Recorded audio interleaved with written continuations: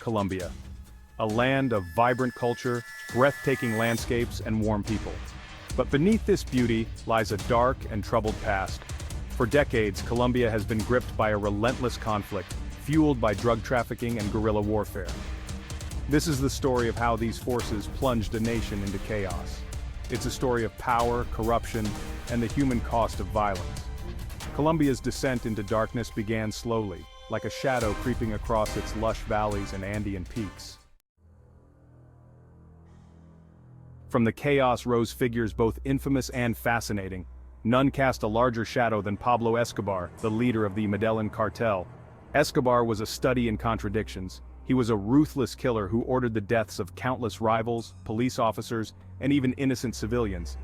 Yet he was also seen as a Robin Hood figure by some, building schools and hospitals in impoverished neighborhoods.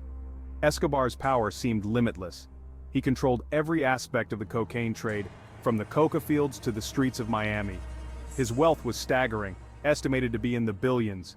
He even had his own private zoo, complete with exotic animals like hippos and giraffes.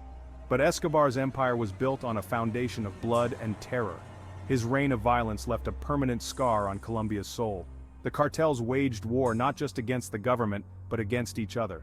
Bloody turf wars erupted, turning cities like Medellin into battlegrounds. Car bombs exploded in crowded streets. As if the cartels weren't enough, Colombia faced another threat: leftist guerrilla groups like the Revolutionary Armed Forces of Colombia, or FARC. Born out of poverty and inequality, these groups sought to overthrow the government and establish a socialist state. They operated in the remote jungles and mountains, staging daring attacks on military outposts and kidnapping civilians for ransom. The FARC financed their operations through a combination of extortion, kidnapping, and, increasingly, the drug trade. They formed alliances of convenience with the cartels, providing protection for coca crops and smuggling routes in exchange for cash and weapons. This unholy alliance further destabilized the country, turning vast swaths of territory into lawless zones. The Colombian government found itself fighting a war on two fronts. On one hand, they battled the well-funded and heavily armed cartels. On the other, they faced a determined and elusive guerrilla force. Caught in the crossfire were ordinary Colombians, their lives shattered by violence and displacement. Section 4. A nation held hostage. The Colombian government's response to the crisis was often heavy-handed and ineffective. They launched military offensives against the cartels and guerrillas, but these operations often resulted in civilian casualties and widespread human rights abuses. Paramilitary groups emerged, often with the tacit support of the government, to combat the guerrillas. But these groups were just as brutal as the cartels, terrorizing rural communities and committing atrocities. The violence left a deep scar on Colombian society, claiming thousands of lives and displacing millions. The justice system was riddled with corruption, making it nearly impossible to prosecute cartel leaders or their political allies. Judges and prosecutors who dared to pursue cases against them often found themselves targeted for assassination.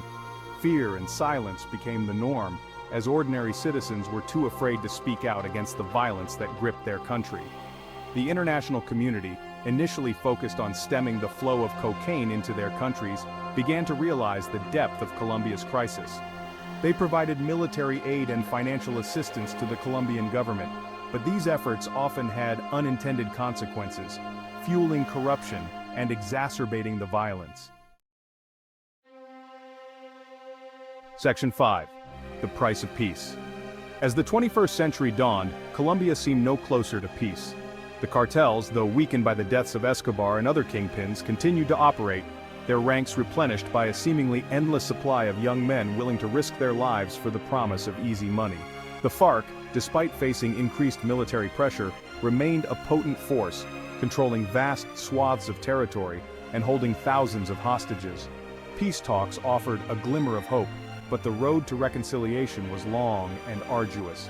Yet, amidst the violence, there were flickers of hope. Colombian civil society, led by courageous human rights activists and victims groups, demanded an end to the conflict. They organized protests, documented abuses, and pressured the government to seek a negotiated settlement.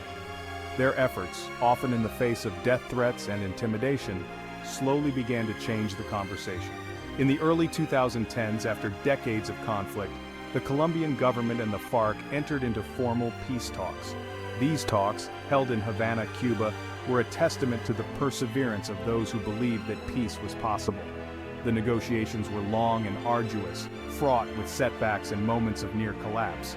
But finally, in 2016, a peace accord was signed, ending the FARC's 52-year insurgency.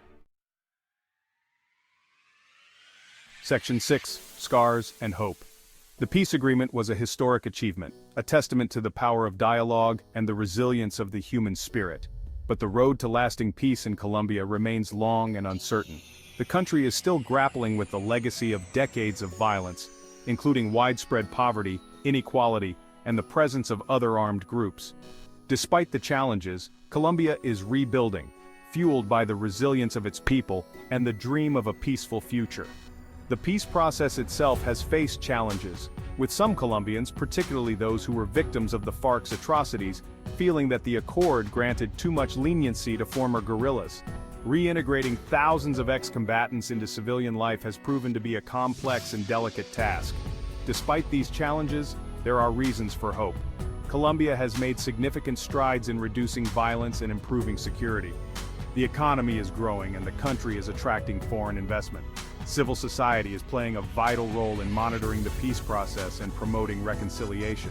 The scars of Colombia's dark past run deep. But the Colombian people have shown remarkable resilience and a deep desire for peace. The journey ahead will not be easy, but the dream of a Colombia free from violence, a Colombia where all its citizens can live in peace and dignity, is a dream worth fighting for.